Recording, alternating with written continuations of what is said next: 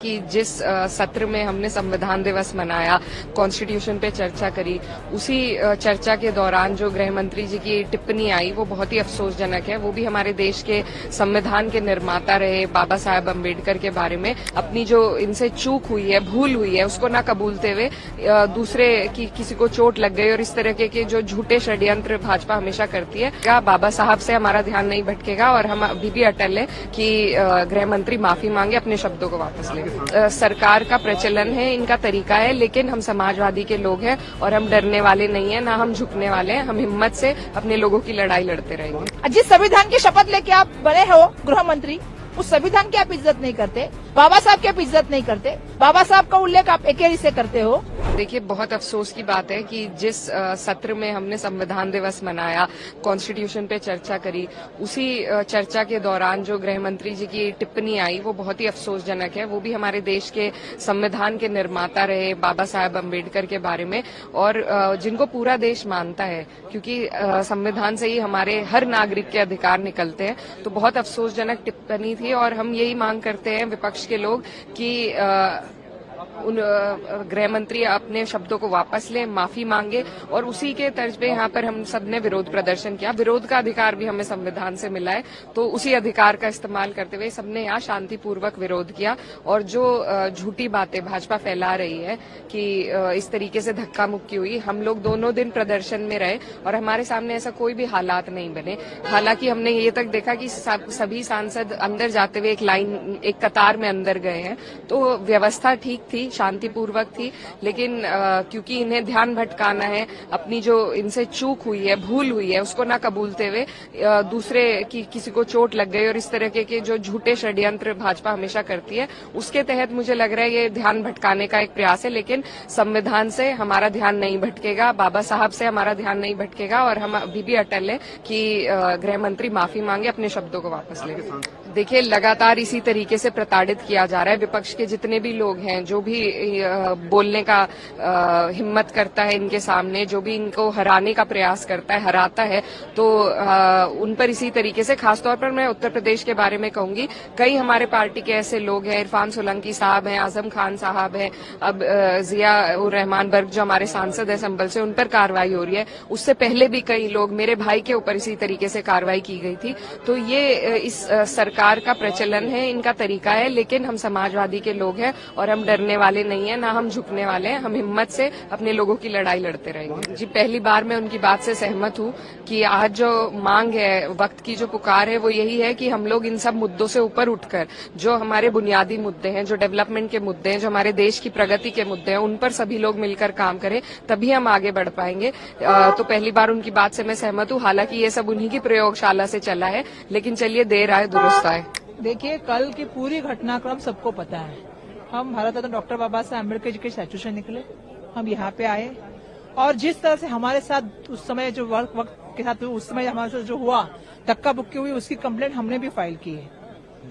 हम सभापति जी को कंप्लेंट ऑलरेडी फाइल कर चुके हैं। सभापति को हमने कहा है कि जिस तरह से हमारे साथ मैन हैंडलिंग हुई उस दिन, हमें धक्का बुक्की करने का काम हुआ, हमने वीडियो भी पोस्ट किए हैं, हम आपको सबूतों के साथ आ रहे हैं।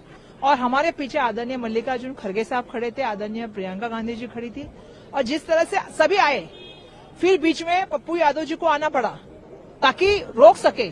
लेकिन मेरा ये कहना है, जब आपके सामने महिला सांसद जा रही है, हमने 15-20 दिन से हमारा आंदोलन यहाँ पे चालू है, पूरे शांतता से हमारा आंदोलन चालू है। हम उनको जाने आने के लिए पूरी तरह से जो है वो रास्ता दे रहे। दुर्भाग्यपूर्ण बात है भाई साहब, एक दलित महिला के साथ आप ऐसा बिहेव करते हो और उसके ऊपर कोई कार्रवाई नहीं होती।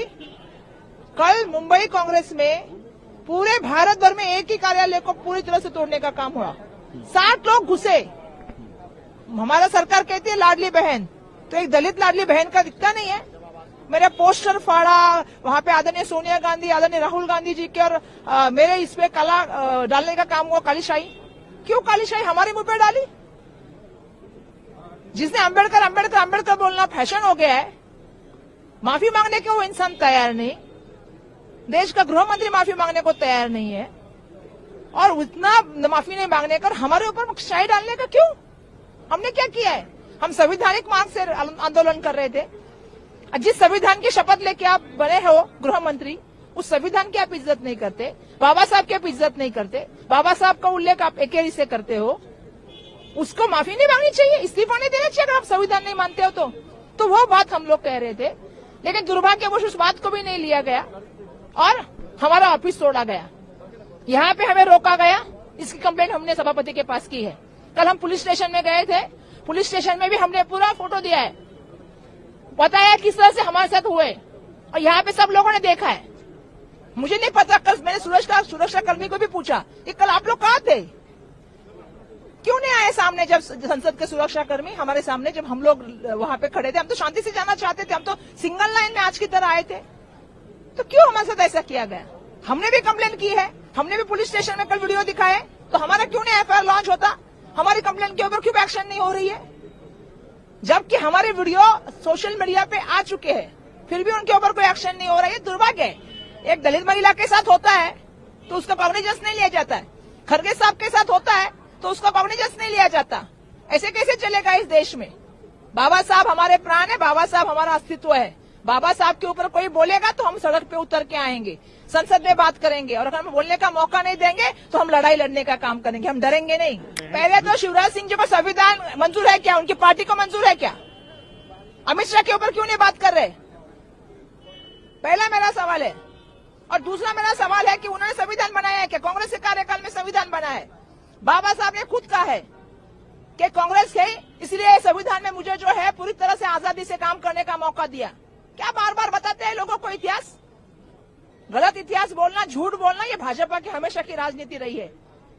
मेरा तो सबसे पहला कहना है कि जिस तरह से कल हमारे साथ बिहेवियर हुआ, यहाँ पे जो हमारे साथ हुआ, जैसे हम महिलाएं आगे आ रही थी, हमको रोकने के लिए सब पुरुष आगे आ गए, क्या वो संविधान का उल्लंघन नहीं था?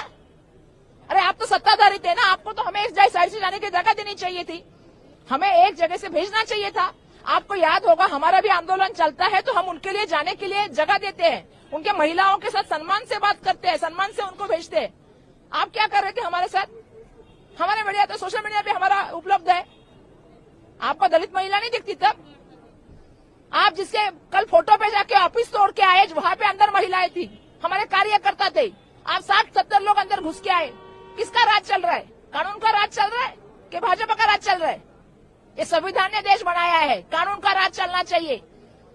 आप हमारे मुंह पे शाही डाल रहे हो, हम बाबा साहब के अनुयायी, हमारे मुंह पे शाही डालते हो, काली शाही। और जो अम्बेडकर बोला है फैशन, उसके क्या है? उनके ऊपर क्या कार्रवाई हो रही है? वो इस्तीफा नहीं दे रहे, माफी नहीं मांग रहे, इतने बड़े हो गए।